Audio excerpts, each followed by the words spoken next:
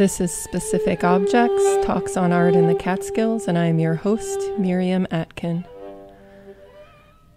So for this month's show, I'll be doing something different. I'm extremely busy this month, and I just couldn't get around to preparing for a typical interview. And so what I'm going to do is share some interviews with artists that I admire. So the first one is a 1988 interview with William S. Burroughs conducted by Kathy Acker, and it's in honor of the opening of his show at the October Gallery. And if you so desire, you can watch it at UbuWeb.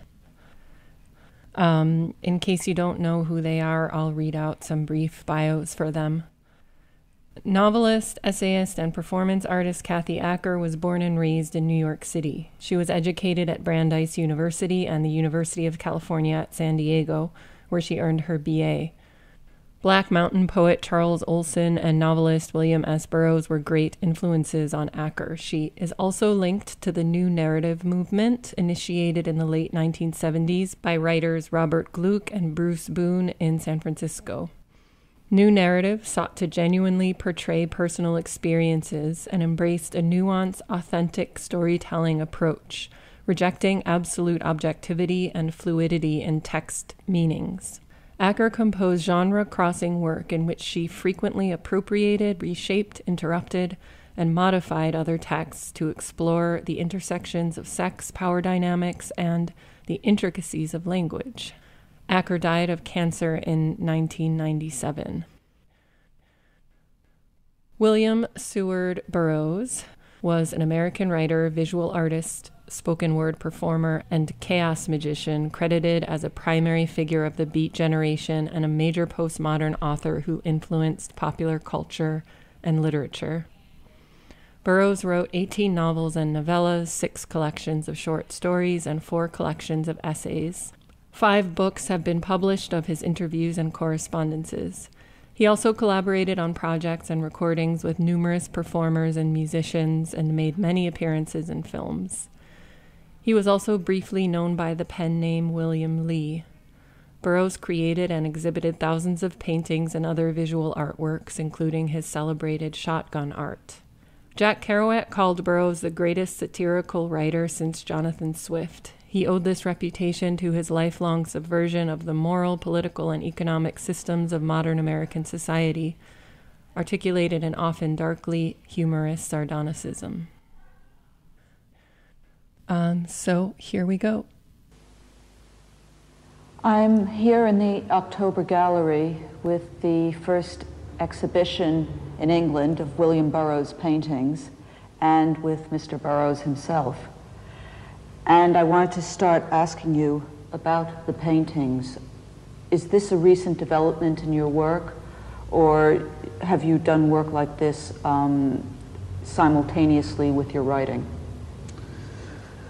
Well, I started doing montages with Brian Geisen. Brian Geisen in 1959 said that writing is 50 years behind painting, and he applied some of these techniques. We were using montages, making montages for scrapbooks since the very early 60s. So it's not a new development in that sense, but what you see here is a new development dating back to 1982. Right. In a certain area of your work, especially in Nova Express and The Ticket That Exploded, you and some of the smaller works, you talked a lot about the methods of cut-up and the fold-in method and other methods. Is the montage that you're doing these pictures, does the procedure resemble some of the methods back in those days? It does, very definitely, in that the cut-up introduced into writing a random factor, a cut of the scissors. Right. And here we have, in some cases, the blast of a shotgun producing an explosion of color, either hitting a tube of paint or a can of spray paint, which produces an explosion of color across the surface of quite unpredictable patterns. But this, of course, is not such a new thing in painting. It was done by Pollock, by Yves Klein, and I'm sure by others, letting paint drip down the canvas to form these random, unpredictable patterns. That doesn't rule out very careful brushwork. I think Pollock was a very careful artist, too. Oh, yeah. There's no contradiction there. You may simply use your drip canvas or your surface covered with color by a shotgun blast as a background for brushwork and silhouette work. Do you feel, it's funny because that puts you in the abstract expressionist tradition, but do you feel that that's how you've worked on your books also? This combination of almost shotgun blast and very careful use of language? Well, but there is no real equivalent for a shotgun that's what I was blast asking, yeah. On paper. There's no way you could do it. The cut-up method is, it introduces a random factor, but it isn't at all on the scale of an explosion. Well, for you, is visual thinking different from verbal thinking? Well, I don't think they're separable. It's like a film script. You have movement, and you have words. You have action, and you have words. And you are a writer, I think, is seeing a film.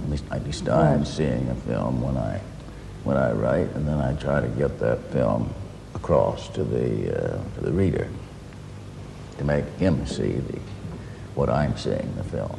Right. Well, let me... Him or her. Let me come back to this, but I want to start off with some of the early work. I want to ask you, everyone has written, and there's a lot of history in the libraries and whatnot about your connection with the Beats back in the early days. But how did you actually start writing, when and why? I really started writing in, let's see, when was it? Well, 51. My first book, Junkie, was written at that time. And that would be, I was in my 35 years old, very late for most people. Well, there had been some sporadic attempts before that. Kells Elvins and I wrote a short story together called Twilight's Last Gleamings, which has been one of my more popular numbers for readings. And that was in 1938. No one wanted to publish it. They even wrote us special letters of rejection. Why did you start writing? Well, there's no reason why one starts writing. They asked Genet, when did he start writing? And he said, at birth. Were you influenced by other writers? Oh, well, heavens, yes. That's a very important part of the writer's input, is other writers. Conrad, very strong. Kafka, Graham Greene, of course, Shakespeare, Rimbaud, Saint-Jean-Pierre, Baudelaire. So Junkie and Queer were fairly almost socio-realistic novels. They were written with a very linear sort of narrative. Yes. And there was a big change between them and Naked Lunch. Yes. First of all, what was the process of writing Junkie and Queer? Did you write those? Well, it was pretty simple. Someone suggested that, well, Junkie was written first, that I should just write up my experiences with addiction. So I just sat down and reconstructed more or less in a straight journalistic style the experiences. There was a little moving around of one thing from here to here, but by and large, pretty much straight narrative. Queer was much less journalistic and more personal. But you see, there was a long gap between Queer, Junkie, Oh Yahé letters, of course. That was in 1952. Right. But between that and the publication of Naked Lunch Naked Lunch was published in 19 1959 in Paris by the Olympia Press. Right. So that's a gap of more than 7 years. It took a while for Naked Lunch to get published, though, didn't it? Well, we had made several attempts. We'd had many rejections of the manuscript, but it really wasn't in a definite shape. Right. At that point. Now, Maurice Grotius at Olympia had turned it down when he first saw it about 2 years before 1959. And then there was an argument with the editors of the editors of the Chicago Review and the Board of Trustees, who didn't want them to publish Kerouac or Dahlberg or myself. So they resigned en masse and formed this magazine, Big Table. Ah, that's one Big Table. Yes, Ah, okay. yes. So when Maurice heard about this, he said, "Oh, it sounds like scandal," which he does. Yeah. And he sent someone over from the office, Sinclair Bayliss, in fact, came to my room and said that Maurice now wanted to publish this novel, Naked Lunch, and he needed the manuscript in 2 weeks. Mm-hmm. Well, I had a mass of notes, perhaps 1,000 pages of notes, some of it in pretty good shape, particularly, of course, the sections that appeared in Big Table were all ready to go. Right. So with the help of Brian Geisen, Allen, Sinclair, we got the manuscript ready in 2 weeks. And as we were completing a section, we'd send it to the printer, who didn't read English, incidentally, and made fewer mistakes in consequence. So we thought we'd, sort out the order later. But when it came back to the printer, we took one look and said, well, the present order is perfect. Yeah, the only one change was made was that what was the beginning then became the end. The two detectives walking in became the end of the book instead of the beginning. And that was the only change that was made in this more or less arbitrary order, not random, but arbitrary. I wanted to ask you about your process of writing it. What I've heard, and I don't know if it's an apocryphal story, is I know that you have many files and collect information, that you had bits of information pasted up over the walls and you'd go from bit to bit. And that's apocryphal. See, how did you compose it? In the first place, I wasn't into the cut-up method at that time at all. Okay. I knew nothing about that. And I was not paying any particular attention to newspaper articles and pictures. That came later, this interest in juxtapositions and newspaper and magazine articles and the collages. Well, no, I just wrote it in sort of short bursts of 3, 4, 5 pages as it came to me. Now, between Naked Lunch and the Nova Express Ticket That Exploded period, what happened to the process of writing? Well, principally the cut-up method, right, which was Brian's idea, and I applied it with great enthusiasm, and I think in some cases carried it too far. Writers can get carried away by a technique and what they can do with this technique and carry it so far that they lose their readers. And I think this happened to some extent in those 3 books, The Ticket That Exploded, Nova Express, and The Soft Machine. Yes. There were many additions to The Soft Machine. I have. So that let's see, between the English and the American edition, I think there's about 30 or 40 extra pages in the complete edition, the British edition. The British is complete? Oh, I didn't know that.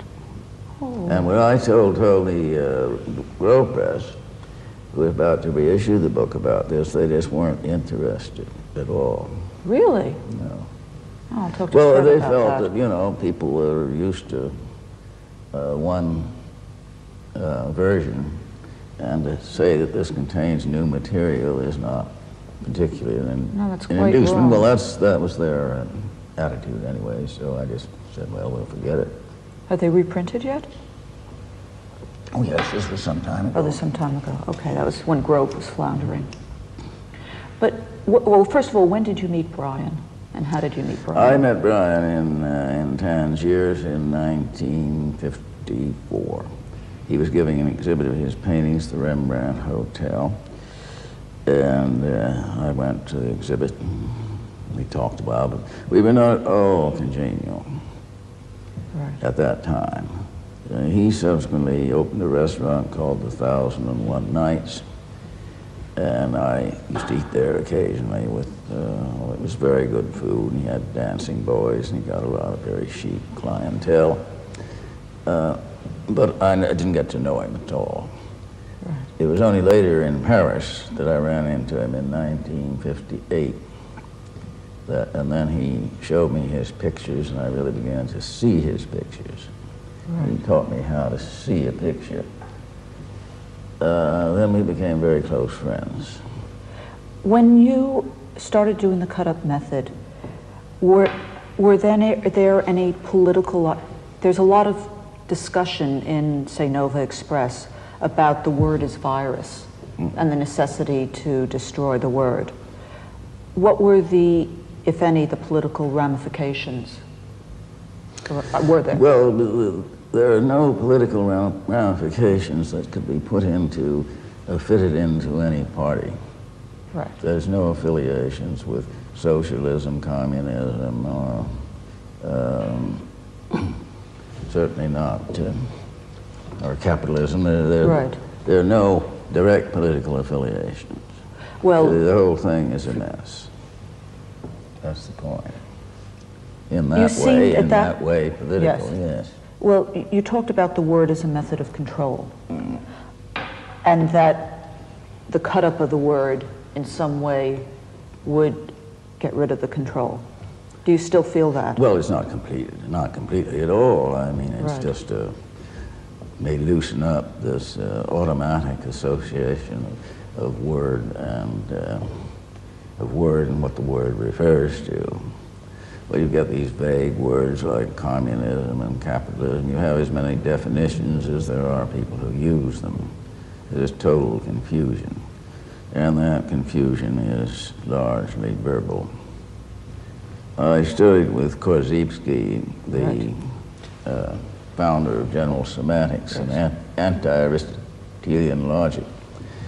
And he says that one of the basic errors of Western thought is either or. Something that's either instinctive or intellectual, either hereditary or environment. This split, which of course does not exist, in fact, it's both and. I know that at least part of your writing has been involved with non-dualistic systems. When did you get involved with Scientology? That was around 68, around in there. I just want to see what they had to say. Brian knew some of the early Scientologists, and he in fact had stayed with them in Algiers during the Civil War. So he told me about Scientology. He said they have this system they think will take over the planet, and he says it has a certain interest. So they say it works. He said, I wouldn't say that it works, I'd say that it does something. And that was my experience, yes. I went into it and became what they call a clear. What's a clear? Well, a clear is some of the whose engrams have all been erased. Right. Engrams being words and images stored in periods of pain and unconsciousness, like in an operation. He said no one should ever talk during an operation because the patient is hearing it. And a negative comment can have very devastating results. Well, this actually has been borne out, and they have, they're playing back tapes. They found the person showed a great anxiety if there was something that keyed in. Right. Keyed in the operation, that is, even the sound of an instrument dropping or something of that sort, and words particularly. So they have in many hospitals an absolute rule: no talking, no joking in the operating room. This is probably another apocryphal story. I had heard, I think Miles told me, that you once disguised yourself as a plumber, went into the Scientology offices and stole some files. Absolutely, without the slightest foundation. I've heard a lot of apocryphal stories. You've also been involved in some other methods of training. The one I know about is a bit with Trungpa Rinpoche. Well, no, I was not involved with Buddhism. Right. I know a little bit about it, and Alan is very much into it, but it doesn't attract me too much. I've never really practiced meditation. I did take a course with the S people. You did? Yeah, but it was already a splinter group in London. I forget who, but it's helpful. You get some interesting things from the... From what, if any, other similar sources have you gotten information? Well, those are the Scientology and the S were the two, whatever you call them, systems that systems, training schemes, I don't know. went into. When did your interest in Egyptology start? Years ago, I've always been interested in the idea of a pictorial language. I remember I took, and I was staying in Chicago, when I was living in Chicago in 1943 or 44, I started to take a course in Egyptian writing. And I did get some distance with it. I had Gardner's Egyptian grammar and wrote out these exercises. And very interesting because it can be read immediately. It doesn't have the same linear quality. In the most recent book, The Western Lands, which I've only, I must say, partly read so far, in the middle of, it seems to me to be somewhat a meditation on death, based on a lot of the old Egyptian schemas. How helpful do you actually find that information? How what? Helpful. Do you actually find that? I mean, how seriously? I think it's quite a helpful concept, the seven soul concept. Explains a lot. Of course, it's obvious that there's not much unity, but see, you have seven souls, and their interests at some point are irreconcilable. They do not have the same interests. Yeah. This creates difficulties. Would that be a sort of more complicated schema of when you talked a little about RM and about the centers that in which we oppose ourselves, we stop ourselves from, I'm not putting this very clearly, stop ourselves. Well, yes, you would say that the existence of entities with divergent interests is going to make someone seem to be self-defeating in many instances. Well, I guess what I'm trying to get is there seems to have been a major change in your work between the Nova Express period and the later books, both stylistically and in terms of preoccupation. That in the Nova Express books you were being concerned with cut-up, you were also concerned with attacking various systems of control, both political in terms of the RM or whatever, the ways, and politically in terms of the use of word to control. And after that, say in The Wild Boys, and later on, the novels stylistically became more narrative, but more important for me, you seem to be concerned with how humans could get out of the predicament in which they were in. And at what caused that change in preoccupation, first of all? Well, that would be too complicated even you know, what causes a change in of that sort usually does not have a definite answer. But given the change occurring, then the content will dictate a straight narrative. Right. If you're talking about pirates or guerrilla bands, you have to preserve a line of straight narrative in order to present your material. Did you feel at all that the cut-up wasn't working? I mean, because obviously things change as environments change, and politically and historically, the United States and the Western world has changed greatly since '58 and the early '60s. Did you feel that the cut-up was no longer viable? Not necessarily. It's a technique. Right. And like any technique, it works here and it doesn't work somewhere else, that's all. Like painting techniques. When did you start thinking about the relationship of space to time? Well, it's as soon as I thought about either one, because there's the obvious relationship, of course. How long does it take you to get from here to here? Right. Who, at that point, when you were thinking in terms of space travel, whose work were your what were your references in?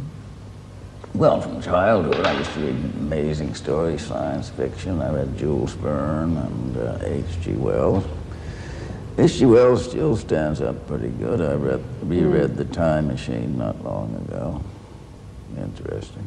What other writers do you read? I know you read a lot of science fiction. Yes, quite a bit of science fiction. I read spy stuff, Le Carré, Forsyth, Len Deighton. I've read a lot of doctor books. It's a regular genre, as you know. Yeah. Very popular. The Making of a Surgeon and Dr. X. Started with Dr. X. Yes, I know. So those are largely read for information. And I started out to be a doctor. You did? I didn't know that. Was that what you studied at Harvard? No. I started out in Vienna because they didn't require any pre-medical work. Oh. Well, it's just as well it didn't work out. So medicine has always been one of my interests. Hobbies, you might say. Well, I remember seeing you on Saturday Night Live once. And very strong when you said, "I'm the doctor," and the TV camera came in on your face. But I keep trying to, sort of press over to this area, and I don't really know how to get to it. You obviously feel that things are in a bad way, politically, or in the world. I use the word politically very generally. I don't mean in terms of parties. Disastrous way. To what extent do you think it's possible for us to save ourselves? An impossible question to answer. Who do you mean by us? And who do you mean by ourselves? I don't subscribe to the idea. I don't subscribe to the idea that there's any such thing as human nature, humankind. Right. And I feel very little even empathy with most people. So when you speak of a we, it would be a pretty small we. Most we's you can include me out of, I feel. But Korzybski, it's one of the important things he points out, that not to use generalities, we, the American people, the consensus of informed opinion, oh wow. When someone says the consensus of informed opinion, you know you're going to hear some real nonsense.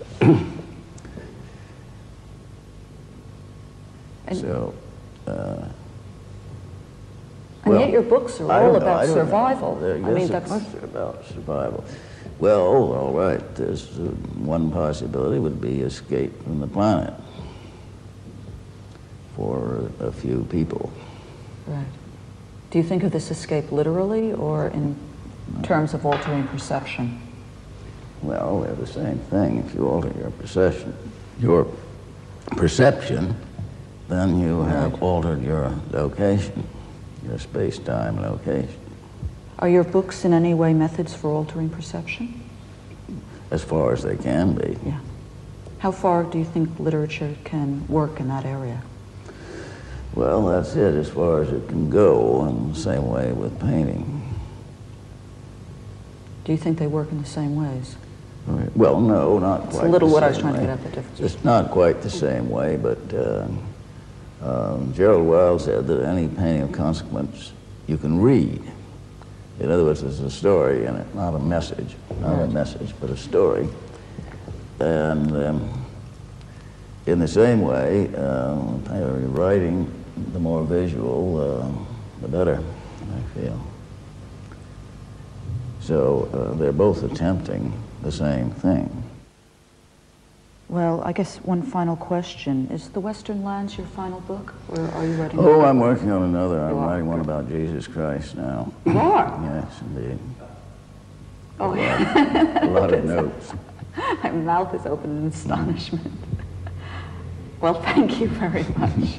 Well, I'm sorry we don't have time to get into Jesus. I'd love to. Do we have time? I was signaled. Well, Oh, good. Yes. Okay, tell me about it. well, to begin with, it's neither the rationalist approach. People are saying now that Jesus didn't exist. It was a whole retroactive construct of the church.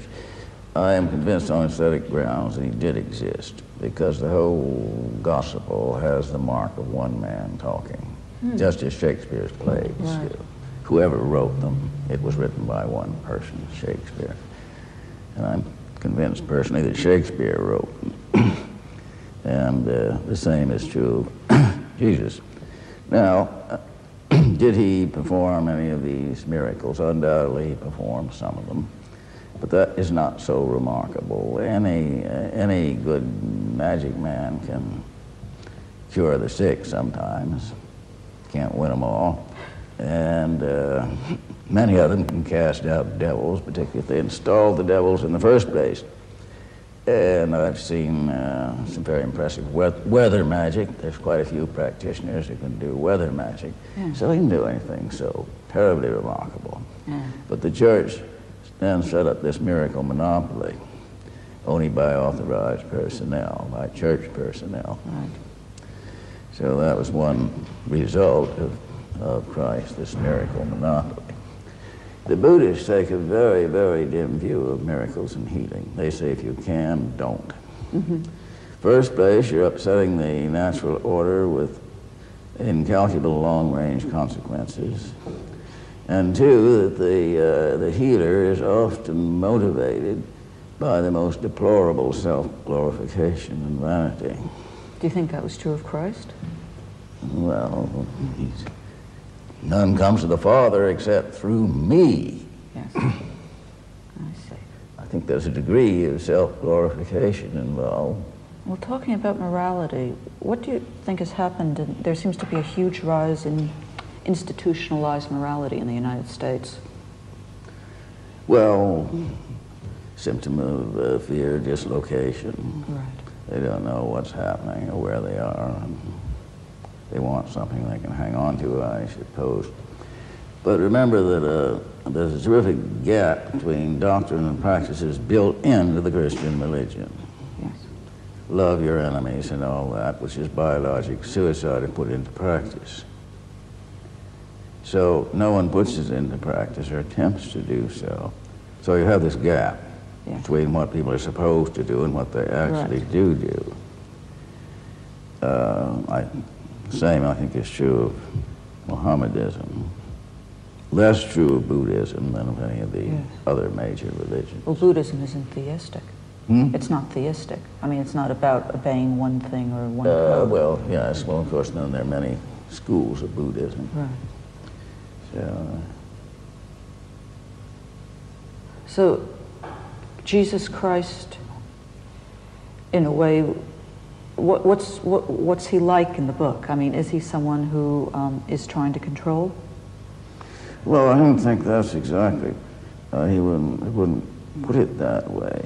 But he does say, none come to the Father except through me. In other words, he's the only one.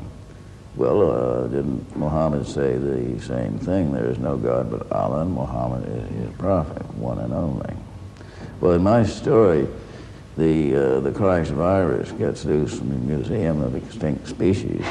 So you have hundreds of thousands and millions of people going around saying, I am the way, none comes to the Father except through me, and getting inherits and been performing miracles. After all, special effects have come a long way since Christ, so... What about Judas in the book? How does he come in? Who? Judas. Well, he hasn't come in yet. I haven't thought too much about it, but I'll get to him. Sounds great. Oh, well, thank you very much. Well, thank you. Pleasure. Yes.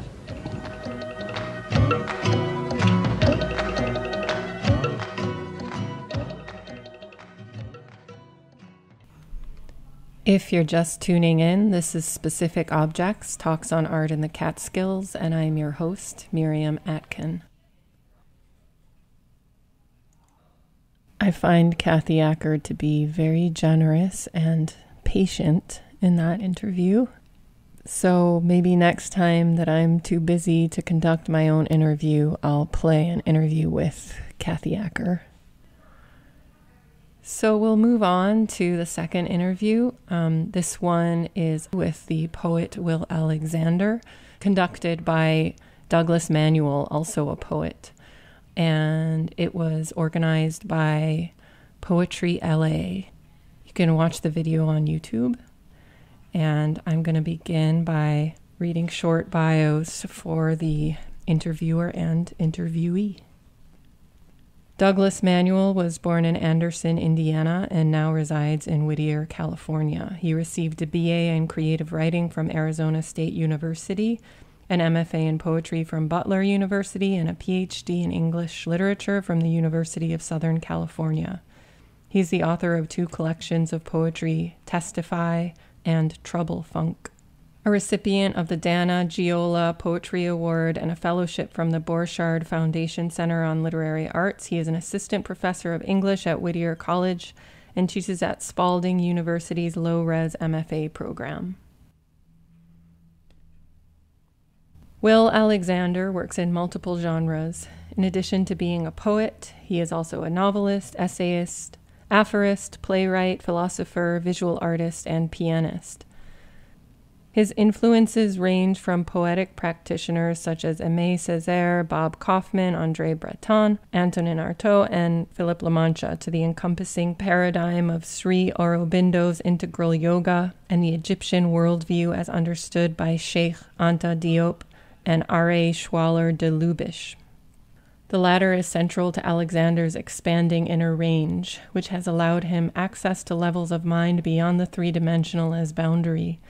He thereby explores the full dimensionality of each word. For him, the word has access to not only the median level of three-dimensional experience, but also partakes of experience on both the supra and subconscious planes. His praxis of language is not unlike the Mayan numerical world, where each letter of the alphabet spontaneously engages in non-limit. Thus, all fields of experience are open for exploration: art, physics, botany, history, astronomy, architecture, and poetics. Alexander's books include Asia and Haiti, the Sri Lankan Loxodrome, Compression and Purity, Sunrise and Armageddon, Diary as Sin, Inside the Earthquake Palace, Toward the Primeval Lightning Field, and Mirak Speaks to His Grammatical Transparence. He lives in Los Angeles.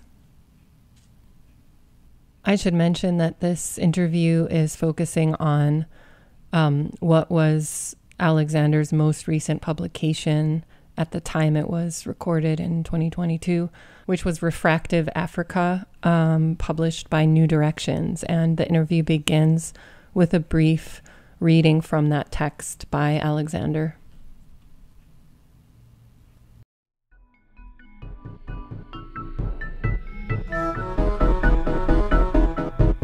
The poem is over 50 pages, so I'm not going to belabor the activity here.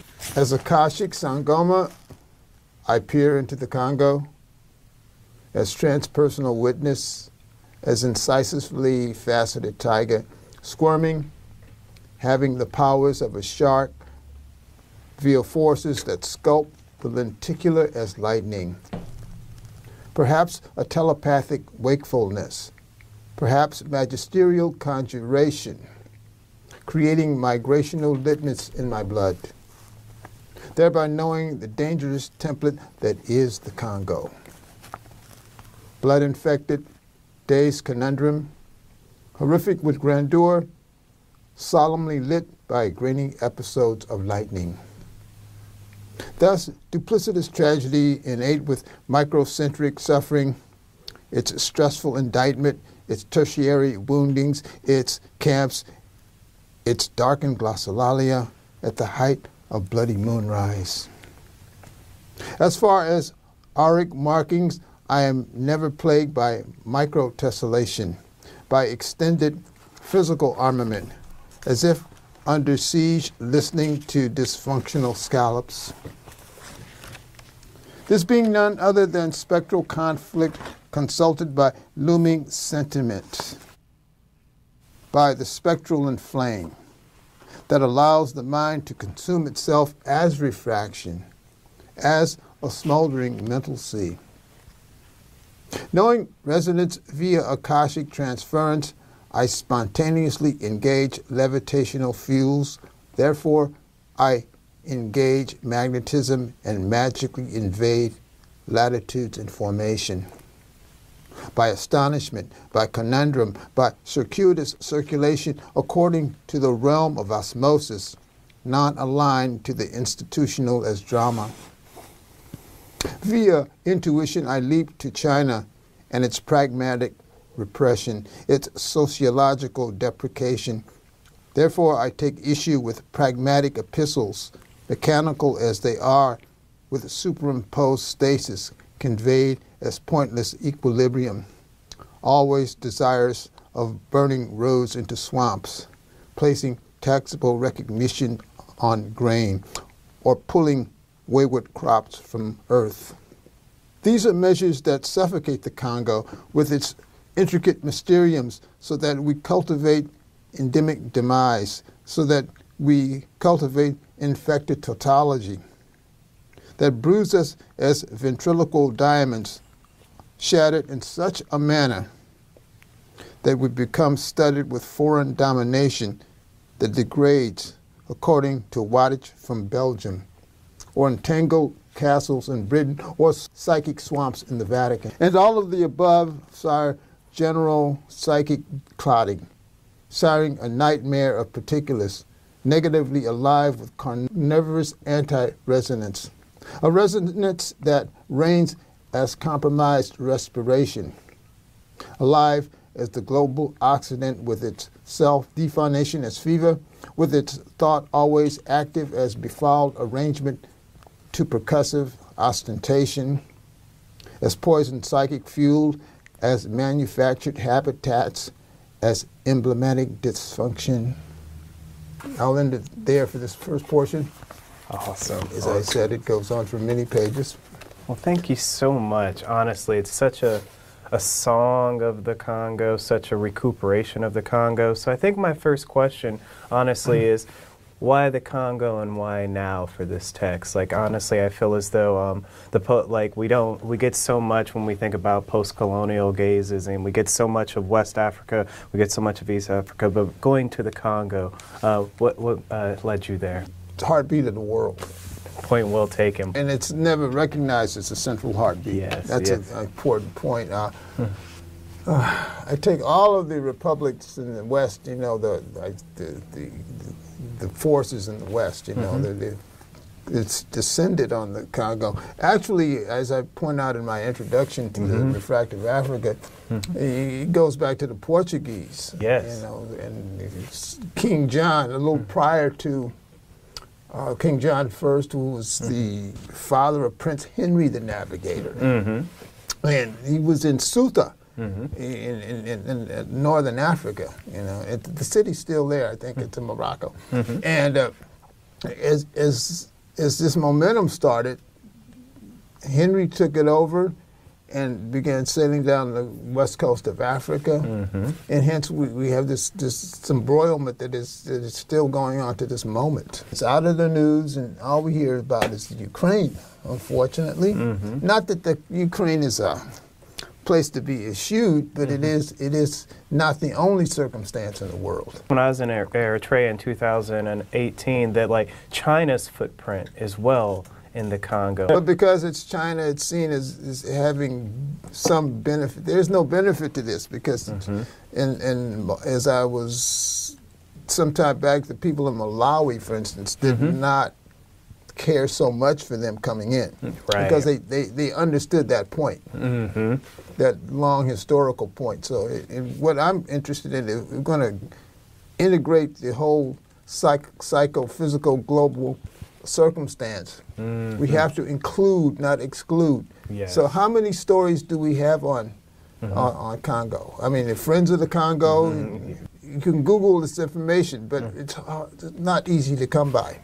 And I think that's why this song ends up being so important of, like, you know, a poetry of witness to retell those stories. I remember, like, seeing that text, Leopold's Ghost, and, like, really hearing the kind of tragedies and, like, the atrocities. And this text also gets to that and bears witness to that, too. And so could you talk about how that kind of pieces together in your whole kind of cosmology of work? Because I feel like you've always been singing the songs of the marginalized, but always singing it with like a prophet's passion. Or how do you find what songs need to be sung at what moment? How do you get there?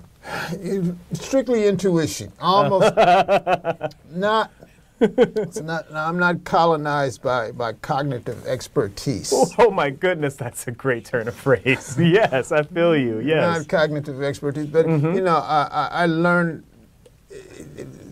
There's Robert Frost who said one time, who, by the way, I'm not particularly enamored of, but me neither. But he had this one statement about the poet walks through a field of thorns with boots on, and he walks across this field and he picks up whatever's that the boots pick up on as he spontaneously, you know, ambulates to the field. Yes. So this is my natural method, you know. I don't pre-plan anything. In that sense, I don't owe Breton, but I'm naturally, like Césaire says, I'm naturally drawn to that, you know, because I have a non-linear mind just by nature. I think for such a dense vocabulary, the musical ear is still on point. Like when you're reading, like there's just moments almost as though it feels like it's being channeled. And I think it's a lot because of that repetition, like perhaps, and like just that kind of building of that kind of rhetorical flex. How do, could you talk a little bit about that?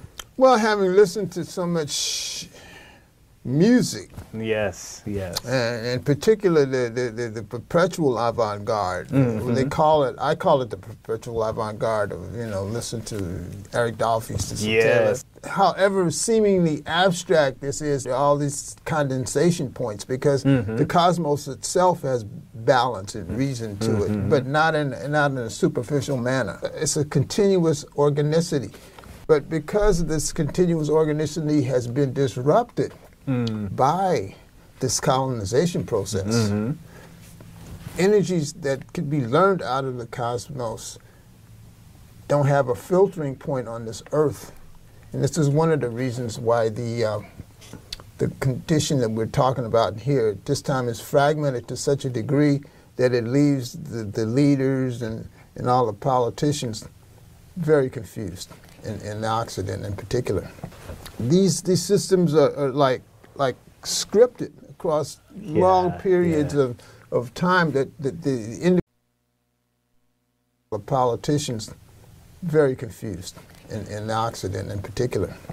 These systems are like scripted across long periods of time that the individual mind can't, for the most part, can't put their hands around it because you're mesmerized by recent thinking. Yes, I'm with it. So the recent thinking is colonizes and opens up the mind to, it's an ironic statement, but it opens up the mind to restriction. The cognitive process of addition, quantity. quantity. Yes, more and more. That Rene Guénon, the person that may not be known by many people, but he understood this in this book called The Reign of Quantity and the Signs of the Times. The idea of quantity is overtaken all quality. Yes, yes. That is always populating the consciousness of the everyday mind on a planetary scale. Oh, seriously. It's one of the contributing factors to our climate deficit. Yeah. One of the contributing factors. Yes, yeah. But it's the individuals piling up, but at the same time this consciousness piles up junk. And if we see the situation with the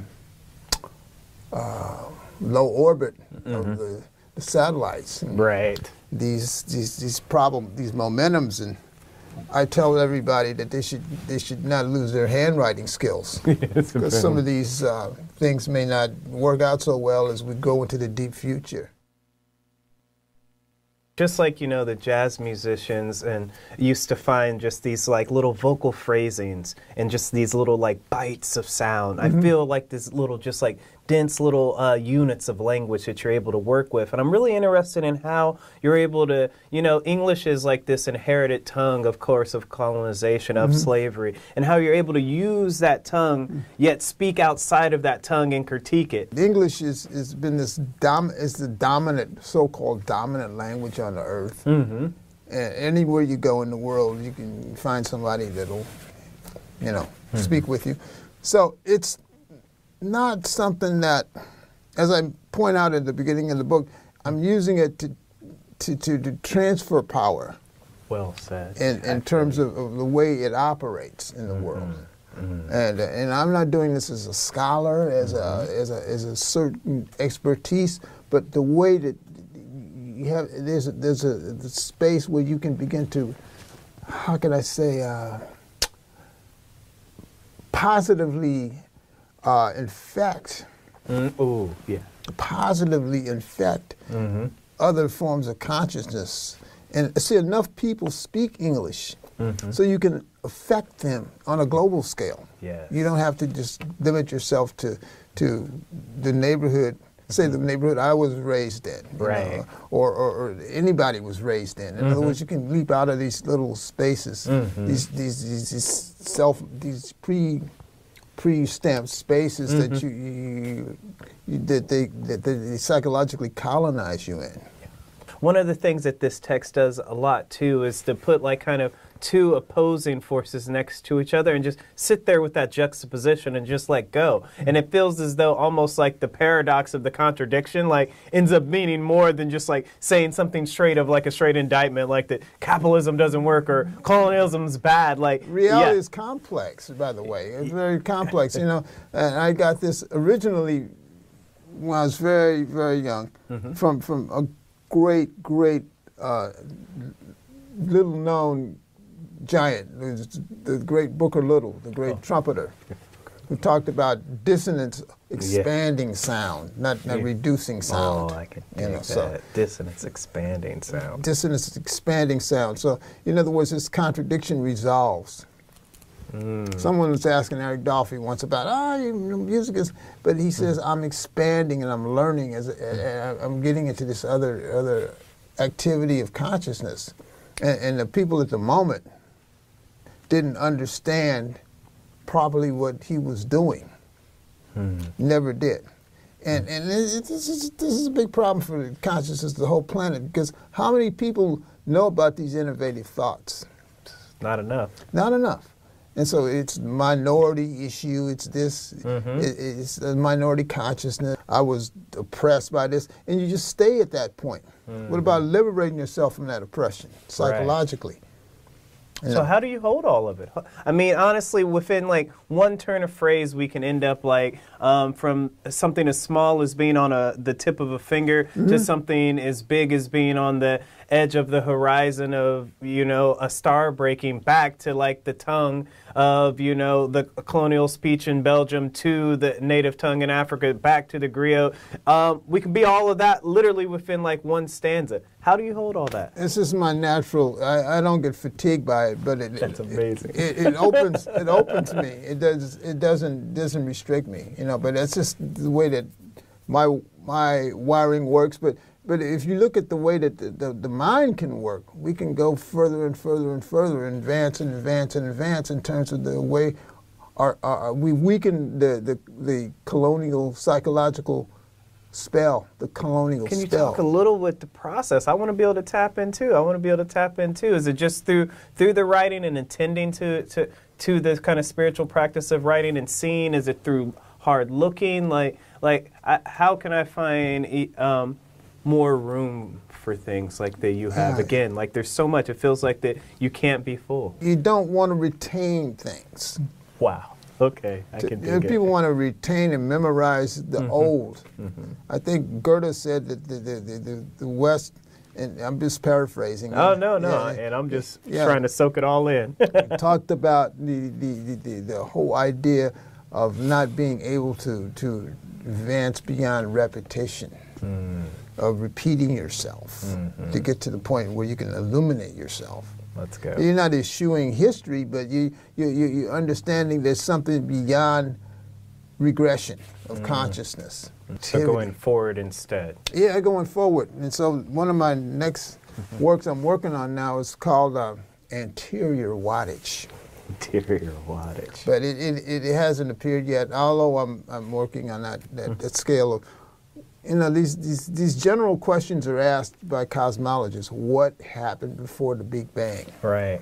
So I began to psychologically try to articulate this invisibility, this translucence, and via some time ago. And I've been working on that for, like on a protracted at a protracted level, protracted scale.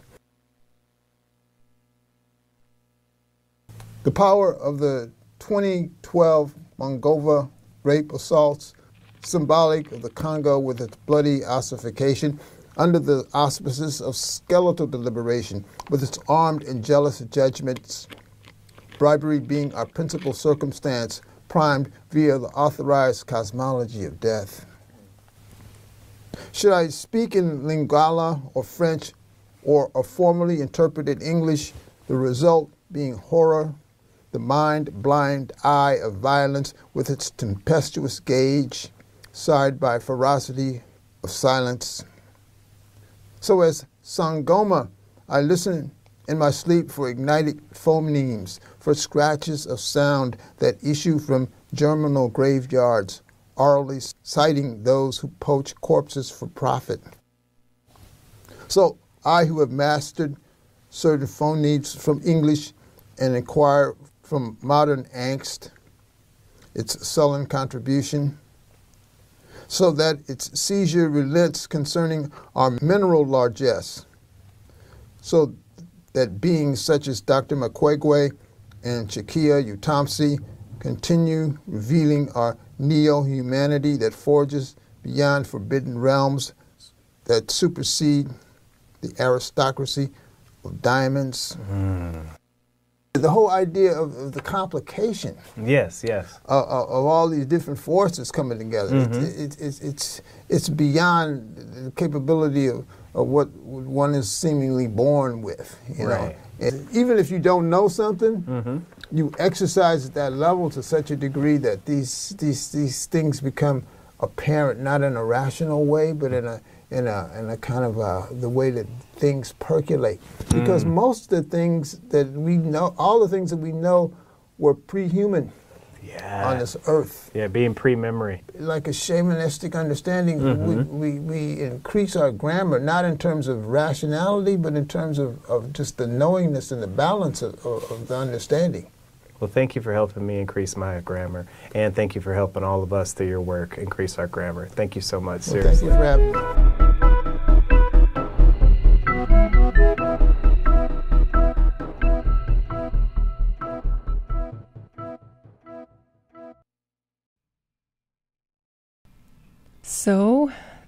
you have it. Will Alexander's Cosmology. Something nutritious for you to roll around in your brain on a Thursday morning. And that's it. Thanks for tuning in.